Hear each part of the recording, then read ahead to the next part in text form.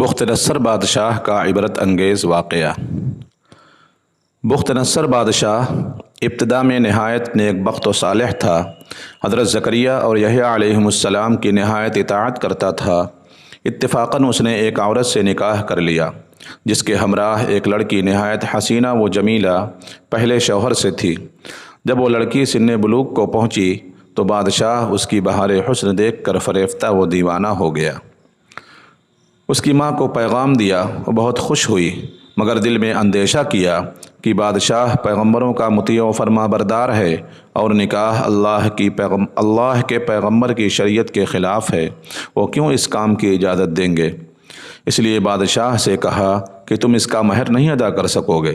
اس نے دریافت کیا، کتنا مہر ہے؟ جو کچھ کہو میں دوں گا۔ عورت نے کہا، اس کا مہر تمہارے دونوں پیغمبروں کا سر ہے۔ اگر تم یہ مہر ادا کر سکو تو لڑکی حاضر ہے، ورنہ اس کا نام مت لو۔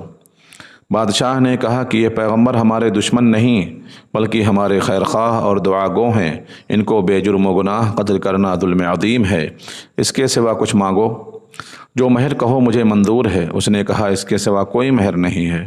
بادشاہ نے ہوائے نفسانی سے مغلوب ہو کر فوج کو حکم دیا کہ دونوں بے گناہوں کا سر کاٹ لاؤ۔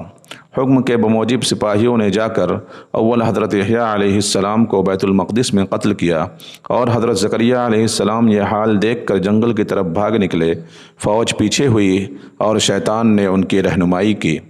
جب سپاہیوں نے آ دبایا اور گھیر لیا تو حضرت زکریا نے ایک درخت سے التجا کی کہ مجھے اس وقت پناہ دے۔ وہ درخت پھٹ گیا، یہ اس کے اندر سما گئے، وہ پھر بند ہو گیا، لیکن قدرے کپڑا باہر رہ گیا۔ فوج متحیر ہوئی کہ کہاں غائب ہو گئے۔ شیطان نے نشان دیا کہ اس درخت کے اندر ہیں اور یہ کپڑا ان کے موجود ہونے کی علامت ہے۔ پھر شیطان نے آرا کی ترکیب بتلائی، درخت چیرا گیا۔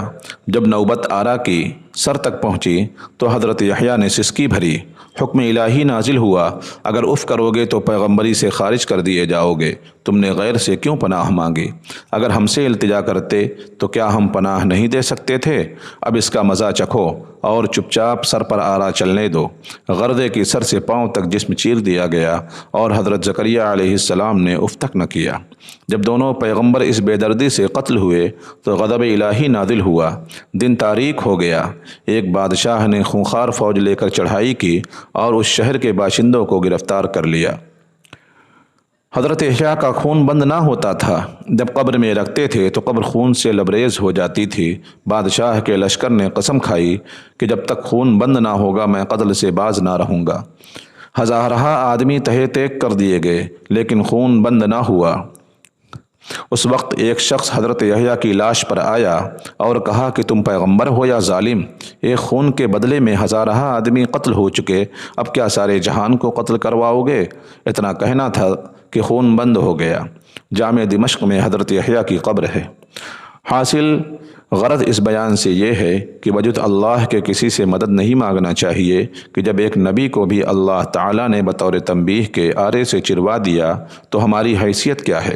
چنانچہ اس لیے اس واقعہ سے سبق حاصل کرتے ہوئے ہمیں چاہیے کہ نہ تو کبھی کسی پر کوئی ظلم کریں اور نہ اللہ کے سوا کسی سے مدد مانگیں۔ اللہ تعالیٰ ہم سب کو عمل کرنے کی توفیق عطا فرمائے، آمین یا رب العالمین۔